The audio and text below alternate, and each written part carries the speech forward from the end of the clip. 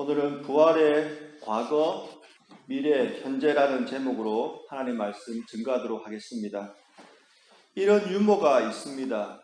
어느 남편과 아내가 이스라엘로 성지순례 여행을 떠났습니다. 여행 중에 불행히도 남편이 심장마비로 죽고 말았습니다. 장의사가 아내에게 말합니다. 남편 시신을 천불을 부담하고 본국으로 보낼 수도 있고 200불만 부담하고 이곳 이스라엘에 묻을 수도 있습니다. 어느 쪽을 선택하시겠습니까? 아내가 잠시 고민하더니 그냥 본국으로 보내겠다고 말을 했습니다. 그러자 장의사가 물었습니다. 무려 5배나 비용을 더 부담하시게요? 그러자 아내가 대답합니다. 아주 먼 옛날 한 남자가 이 땅에 묻혔다가 사흘 후에 부활한 적이 있다는 말을 들었습니다. 저는 그런 도박을 하고 싶지 않습니다. 사랑하는 성도 여러분, 아주 먼 옛날 이스라엘 땅에 묻혔다가 사흘 후에 부활한 사람은 누구를 말할까요? 이런 이야기도 있습니다. 예수님께서 십자가에 달려 돌아가신 후 사내들인 공회의 의원이었던 아리마대 사람 요셉이 빌라도에게 예수님의 시신을 달라고 했습니다. 그래서 자신의 가족을 위해서 준비한 새 무덤에다가 예수님의 시신을 모셨습니다. 장례를 치른 다음 날 아리마대 사람 요셉의 친구가 찾아와서 요셉을 다그쳤습니다. 자네 미쳤냐? 왜 비싼 돈을 들여서 새로 단장한 아까운 무덤에 왜 그 무덤을 예수한테 내어주었어? 그러자 요셉이 대답했습니다. 걱정 말게 친구, 주말에 딱 사흘간만 빌려 쓰기로 했다네. 오늘은 기독교에서 가장 중요한 절기이자 또 주제 중에 하나인 부활에 대해서 같이 말씀을 나누고자 합니다. 먼저 오늘 설교 제목에 모든 내용이 다 들어있기 때문에 설교 제목을 간단하게 설명을 드리겠습니다. 부활의 과거라는 것은 예수님의 부활은 과거에 실제로 일어난 사건이라는 말입니다. 부활의 미래란 우리도 예수님처럼 미래에 부활할 것이라는 것입니다. 그리고 부활의 현재란 우리가 예수님의 부활에 대한 믿음, 그리고 우리가 부활할 것에 대한 소망을 가질 때 현재의 삶을 보다 의미 있게 살 수 있다는 것입니다. 첫째, 부활의 과거입니다. 여러분 예수님께서 실제로 부활하셨다는 것을 믿으십니까? 예수님의 부활은 믿기가 참 힘듭니다. 저도 목사지만 이성적으로 생각했을 때 예수님의 부활을 믿는 것은 쉽지가 않습니다. 왜냐하면 인류 역사상 예수님처럼 부활한 사람은 존재하지 않기 때문입니다. 그러니까 예수님의 부활은 유일무이한 사건이라는 것입니다. 물론 며칠 동안 잠깐 죽었다가 살아난 사람은 가끔씩 있었지요. 신약 성경을 봐도 회당장 야이로의 딸, 나인성 과부의 아들, 나사로 이런 사람들이 며칠간 죽었다가 살아났습니다. 하지만 그들의 부활은 예수님의 부활과 전혀 다른 것이었습니다. 왜냐하면 그들은 죽었다가 다시 살아났지만 예전의 몸을 그대로 입고 다시 살아난 것입니다. 그리고 나중에는 죽었죠. 하지만 예수님의 부활은 전혀 다른 것입니다.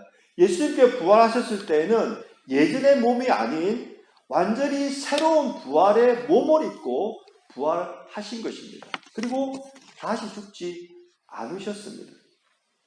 그러니까 예수님과 같은 부활은 예수님 이전에도 없었고 예수님 이후에도 결코 없을 것입니다. 물론 예수님께서 재림하실 때 죽은 자들이 먼저 부활하고 살아있는 우리도 부활할 것이지만 그것은 어디까지나 예수님께서 재림하실 때에 일어날 일이기 때문에 이 세상이 존재하는 한 예수님과 같은 부활은 일어나지 않을 것입니다. 그렇기 때문에 예수님의 부활을 믿기가 힘든 것입니다. 그렇다면 그리스도인들은 어떠한 근거를 가지고 예수님의 부활을 믿을까요? 그리고 여러분은 어떠한 근거를 가지고 예수님의 부활을 믿고 계십니까? 기독교 역사에 있어서 예수님의 부활을 믿는 근거는 크게 두 가지를 들고 있습니다. 첫 번째가 빈 무덤, 두 번째가 예수님의 나타나심입니다. 그런데 예수님의 빈 무덤은 그 빈 무덤만 가지고는 예수님의 부활을 믿을 수가 없습니다. 그 근거가 안 된다는 것입니다. N.T. 라이트라는 영국의 유명한 교수님이 있는데 이분이 아마 현존하는 세계 최고의 부활에 대한 책을 쓴 분 중에 한 분일 겁니다. 그분이 이런 말을 했습니다. 고대 사회에서 빈 무덤은 도굴당한 것을 의미했다. 당시 사람들은, 그러니까 고대 사람들이지요. 그들은 종종 무덤에 비싼 물건을 함께 넣었기 때문이다. 따라서 빈 무덤 자체만으로는 단순히 도둑이 왔다 갔음을 의미할 뿐이다. 그것이 부활에 대한 증거는 전혀 되지 못했다. 이렇게 말을 했습니다. 우리가 잘 알듯이 예수님께서 묻히신 무덤은 사내들인 공의 의원이었던 아니마대 사람 요셉이 내어드린 새 무덤이었습니다. 그리고 예수님의 장례를 치러드린 사람도 아리마대 사내들인 공의 의원이었던 니고데모였지요. 지난주에 살펴봤던 대로 아주 비싼 향품을 준비해서 예수님의 장례를 치러드렸습니다. 이 두 사람은 당시 유대 사회에서 최고의 지위와 재력을 가졌던 사람인 것입니다. 그리고 예수님은 또한 어떤 분이셨습니까? 가는 곳마다 병자를 치유하시고 귀신을 내쫓으시면서 그리고 배고픈 사람들을 오병이어의 기적으로 먹이시면서 당시의 최고의 슈퍼스타였습니다. 그렇기 때문에 도둑들이 유월절이라는 혼란한 틈을 타서 예수님의 무덤을 도굴하려고 했다면 가능성이 전혀 없다고 볼 수 없는 것입니다. 물론 무덤을 지키고 있던 로마 군인들을 물리쳐야 하는 어려움은 있었지만 말입니다. 제가 드리고 싶은 말씀은 빈 무덤 하나만으로는 예수님의 부활을 증명할 수가 없다는 것입니다. 그리고 실제로 빈 무덤을 가서 본 그 당시에 예수님의 제자들도 빈 무덤을 보고도 예수님의 부활을 믿지는 않았습니다. 손봉호 교수님의 설명입니다. 부활절 새벽에 빈 무덤을 본 여자들이 사도들에게 이 사실을 알렸습니다. 베드로는 좀 특이한 성격을 가진 인물이었습니다. 그는 생각하고 행동하는 사람이 아니고 느끼는 대로 즉시 행동하는 충동적인 사람이었습니다. 다른 제자들과는 달리 그는 즉시 무덤으로 달려갔습니다. 무덤에 갔을 때 베드로의 눈에는 세마포 밖에 보이지 않았습니다. 빈 무덤을 보았으면 정말 예수님이 부활하셨구나 하고 고함을 치고 달려야 할 텐데 베드로는 이상하게만 여기면서 집으로 돌아가 버렸습니다. 베드로는 비어있는 무덤을 보고도 어떻게 죽은 사람이 살아? 무덤은 비었으나 부활한 것은 아니야 하고 생각한 것입니다. 그래서 그는 아예 고기잡이를 하려 가버렸습니다. 예수님은 죽었고 이제 모든 것이 끝났다. 옛날로 돌아가서 고기잡이나 하자는 심정이었던 모양입니다. 사랑하는 성도 여러분, 그렇다면 예수님의 제자들은 어떻게 예수님의 부활을 확신할 수가 있었을까요? 오늘 본문이 이에 대한 해답을 우리에게 주고 있습니다. 고린도전서 15장 3절로 8절까지 제가 한번 읽어드리겠습니다. 도대체 제자들이 어떻게 예수님의 부활을 확신할 수 있었는지 한번 생각해 보시기 바랍니다. 내가 받은 것을 먼저 너희에게 전하였노니 이는 성경대로 그리스도께서 우리 죄를 위하여 죽으시고 장사 지낸 바 되셨다가 성경대로 사흘 만에 다시 살아나사 그 다음부터 중요합니다. 게바에게 보이시고 후에 12 제자에게와 그 후에 500여 형제에게 일시에 보이셨나니 그 중에 지금까지 다수는 살아있고 어떤 사람들은 잠들었으며 그 후에 야고보에게 보이셨으며 그 후에 모든 사도에게와 맨 나중에 만삭되지 못하여 난 자 같은 내게도 보이셨느니라. 답은 아주 간단합니다. 예수님의 제자들이 예수님의 부활을 믿을 수 있었던 이유는 예수님께서 자신을 제자들에게 보이셨기 때문입니다.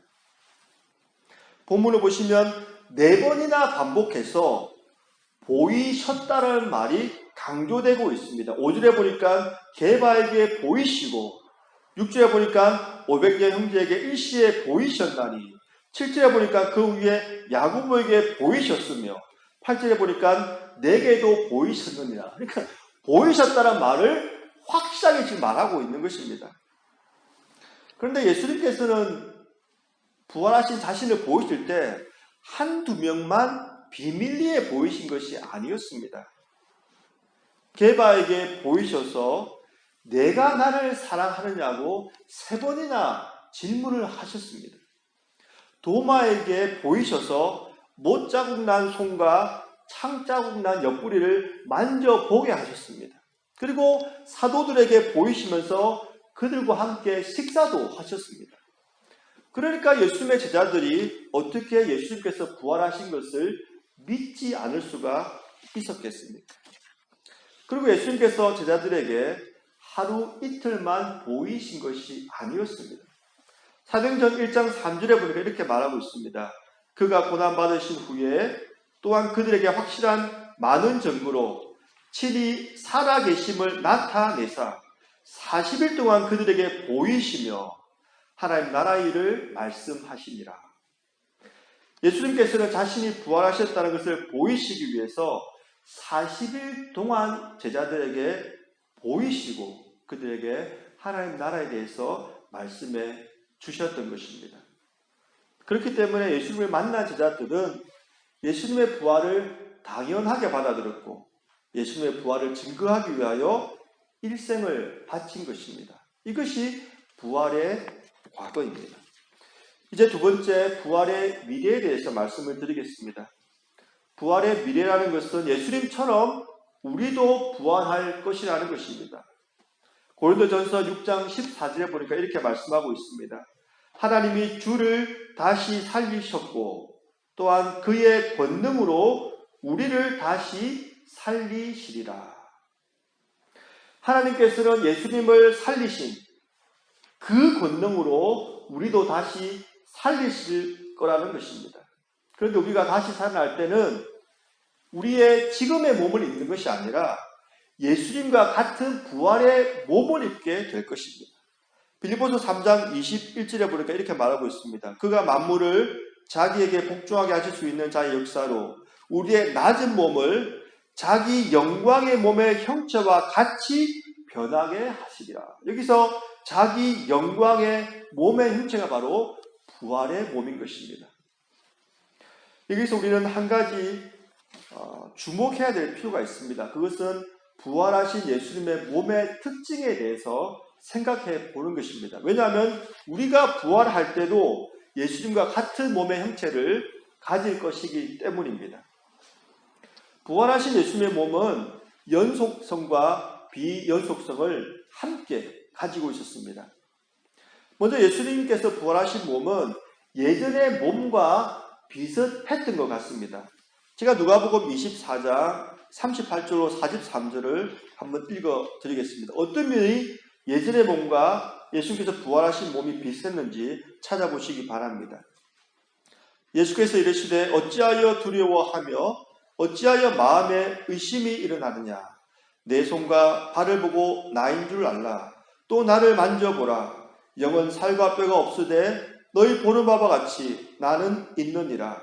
이 말씀을 하시고 손과 발을 보이시나 그들이 너무 기쁨으로 아직도 믿지 못하고 놀랍게 여길 때에 이르시되 여기 무슨 먹을 것이 있느냐 하시니 이에 구운 생선 한 토막을 드리니 받으사 그 앞에서 잡수시더라. 39절에 보니까 이렇게 말씀하고 있습니다. 내 손과 발을 보고 나인 줄 알라. 나인 줄 알라. 이 말씀은 부활하신 예수님이 예전의 예수님과 동일한 인물임을 말해주는 것입니다. 그리고 부활하신 몸은 만질 수도 있었고 먹을 수도 있는 몸이었다고 말씀하고 있습니다. 39절에 보니까 나를 만져보라고 말씀하고 있고 43절에 보니까 생선 한 토막을 잡수시더라라고 말씀하고 있는 것입니다. 그렇기 때문에 우리가 부활할 몸도 이와 같을 것입니다. 데이비드 프라이어 목사님의 설명을 제가 한번 읽어드리겠습니다. 우리의 현재 몸의 취약성 때문에 필연적으로 철저하고 전적인 변화가 이루어져야 한다 해도 현재의 그리스도인들과 그때의 그리스도인 사이에는 명백한 연속성이 있다. 우리를 다시 살리시리라. 우리는 멸망하거나 전혀 다른 존재로 환생하는 것이 아니다. 우리의 연속성은 우리가 내세에 함께 참여할 때 이 생에서 알던 사람들을 알아보고 기뻐할 수 있는 등 우리의 자연적인 욕구가 채워지리라는 것을 보장한다. 그러니까 우리가 부활을 한다고 해서 천국에서 우리가 사랑하는 가족들을 못 알아보거나 사랑하는 사람과 악수하고 보호하는 것을 못하는 것이 아니게 된다는 것입니다. 하지만 부활의 몸에는 불연속성도 존재합니다. 예수님께서 부활하신 몸은 예전의 몸과는 조금 달랐던 것 같습니다. 그래서 예수님의 제자들이 예수님을 잘 알아보지 못했다고 이야기를 하고 있지요. 우리가 잘 알던 엠마오로 가던 두 제자도 예수님을 처음에 못 알아봤지요. 그리고 우리가 방금 읽었던 누가복음 24장에서도 부활하신 예수님을 보고 있으면서도 의심하고 믿지 못했다고 38절 41절에서 지금 말씀하고 있는 것입니다. 그리고 예수님께서 부활하신 몸은 물리적인 제약을 받지 않으신 것 같습니다. 요한복음 20장 19절로 20절에 보니까 다음과 같이 말씀하고 있습니다. 이날 곧 안식 후 첫날 저녁 때에 제자들이 유대인들을 두려워하여 모인 곳의 문들을 닫았더니 예수께서 오사 가운데 서서 이르시되 너희에게 평강이 있을지어다. 이 말씀을 하시고 손과 옆구리를 보이시니 제자들이 주를 보고 기뻐하더라. 이게 보니까 문들을 다 닫았다고 되어 있죠. 하지만 예수님께서 닫힌 문으로 들어오신 겁니다. 그리고 그 몸이 영이 아니라 손과 옆구리를 보이셨다고 했으니까 확실한 몸을 가지고 있었다고 볼 수가 있습니다. 부활하신 예수님은 닫힌 문을 통과한 것 같습니다. 그런데 이 말은 문 밖에 있다가 문 안으로 통과해서 들어왔다는 말이 아니고 천국의 영역에 계시다가 세상의 영역으로 그냥 들어왔다고 보는 것이 더 자연스러운 해석일 것 같습니다. 왜냐하면 부활하신 예수님께서 제자들을 만나시지 않으실 때 어느 광야나 저 먼 변두리에 혼자 그냥 계셨던 그런 상태가 아니기 때문입니다. 마치 예수님께서 승천하실 때에 공중으로 올라가다가 구름 속으로 사라지면서 다른 영역으로 이동하신 것처럼 예수님께서 이때 나타나실 때도 하늘의 영역에서 세상 영역으로 들어오신 것 같습니다. 그런데 중요한 것은 우리가 부활할 때도 이와 같은 몸으로 변화할 것이라는 것입니다. 저는 여기서 한 가지를 더 생각하고 싶습니다. 그것이 뭐냐면 우리가 부활할 때는 우리의 몸만 부활하지 않을 것이라는 것입니다. 우리의 정신과 우리의 인격도 함께 부활하고 변화될 것이라는 것입니다. 왜냐하면 지금의 우리의 정신과 인격으로는 하나님 나라에 합당하지가 않기 때문입니다. 고린도전서 13장 12절에 보니까 놀라운 약속의 말씀이 있습니다.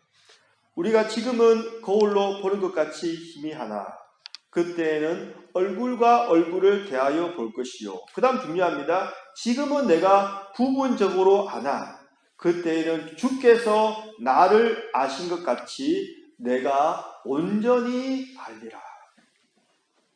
지금의 우리의 정신으로는 예수님을 온전히 알 수가 없습니다.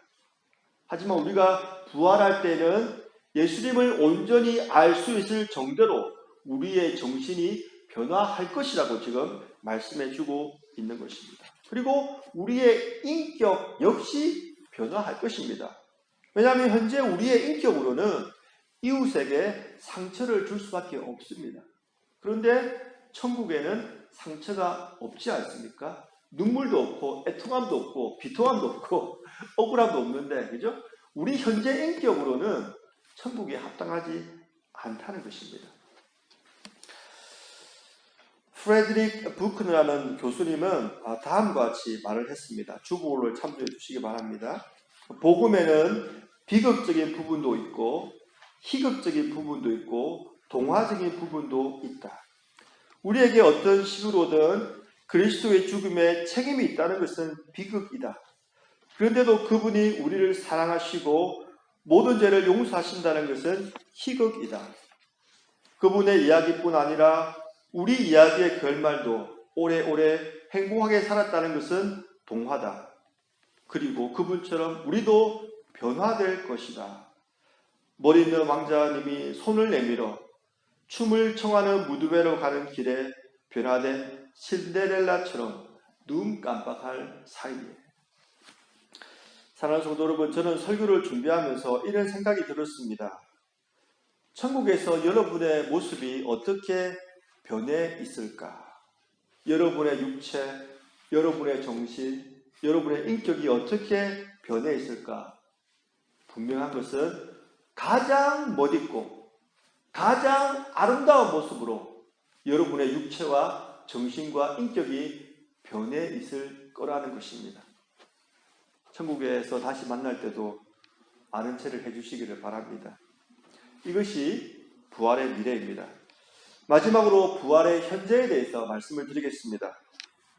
예수님께서 부활하셨다는 것을 믿고 우리가 부활할 것이라는 소망을 가지면 우리의 현재의 삶이 달라질 수 있다는 것입니다.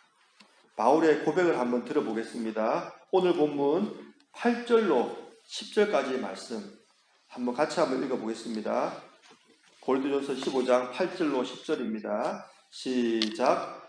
맨 나중에 만삭되지 못하여 난 자 같은 내게도 보이셨느니라. 나는 사도 중에 가장 작은 자라. 나는 하나님의 교회를 박해하였으므로 사도라 칭함받기를 감당하지 못할 자니라. 그러나 내가 나 된 것은 하나님의 은혜로 된 것이니 내게 주신 그의 은혜가 헛되지 아니하여 내가 모든 사도보다 더 많이 수고하였으나 내가 한 것이 아니오 오직 나와 함께 하신 하나님의 은혜로라. 10절을 보시기 바랍니다. 사도 바울은 자신이 모든 사도보다 더 많이 수고했다고 말하고 있습니다. 그런데 자신의 수고에 대한 영광을 자신에게 돌리지 않고 있습니다. 10절에 보니까 내가 한 것이 아니오라고 말하고 있습니다. 그러면서 하나님의 은혜란 말을 3번이나 반복하면서 모든 것이 하나님의 은혜였다고 고백하고 있는 것입니다. 10절에 보니까 하나님의 은혜로, 그의 은혜가 하나님의 은혜로다, 이렇게 지금 말씀을 하고 있는 것입니다. 그런데 이 모든 자신의 변화의 출발점이 8절에 보니까 부활하신 주님께서 자신에게도 보여주셨기 때문이라고 말씀하고 있는 것입니다. 맨 나중에 만삭되지 못하여 나 같은 내게도 보이셨느니라.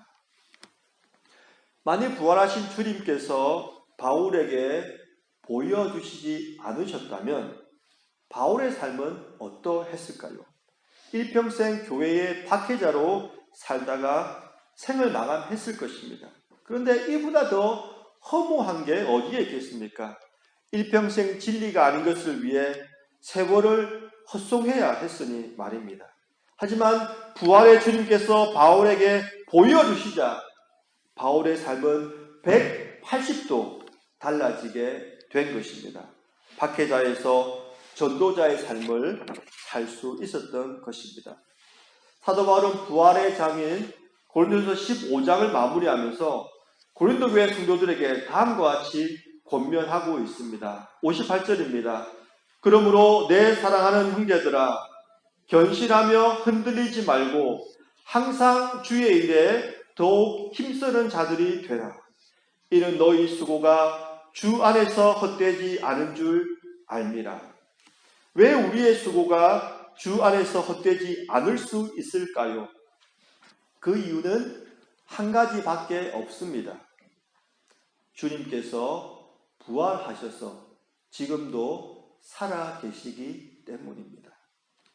그렇기 때문에 우리를 흔드는 세상의 풍파 속에서도 우리는 흔들리지 않고 더욱 주의 일에 힘쓰는 자가 될 수 있는 것입니다. 이것이 바로 부활의 현재입니다. 말씀을 맺겠습니다. 오늘은 찬양을 부르면서 말씀을 맺고자 합니다.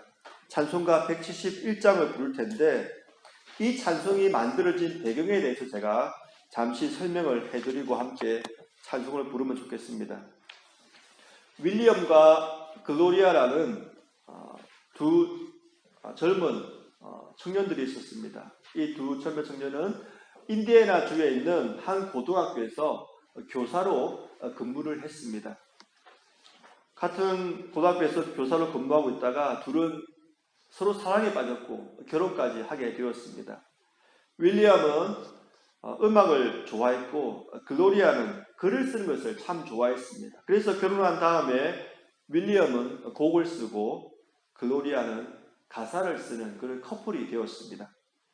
그런데 이 커플에게 시련이 찾아왔습니다. 남편 윌리엄이 전염병에 걸려서 아무 일도 하지 못하게 된 것입니다. 설상가상으로 아내 글로리아는 셋째 아이까지 임신한 가운데서 병든 남편까지 돌보아야 했습니다. 하루하루가 매우 힘든 삶의 연속이었습니다. 한 해가 저물고 새해를 맞이하여 글로리아가 거실에서 하나님의 말씀을 묵상하는 중에 부활하신 주님께서 글로리아를 찾아오셨습니다. 그러자 글로리아의 마음에 있던 걱정과 근심이 물러가고 주님께서 주시는 참 소망이 그의 마음을 가득 채웠습니다. 그 순간 글로리아는 펜을 들고 가사를 쓰기 시작했습니다. 그리고 가사가 완성되자 남편에게 달려가서 곡을 만들어줄 것을 부탁을 했습니다. 그 가사는 다음과 같습니다. Because he lives, I can face tomorrow. Because he lives, all fear is gone. Because I know he holds the future. And life is worth the living just because he lives. 살아계신 주, 나의 참된 소망, 걱정, 근심 전혀 없네. 사랑의 주, 내 갈 길 인도하니 내 모든 삶의 기쁨 늘 충만하네. 이 찬양은 글로리아와 윌리엄의 신앙 고백입니다.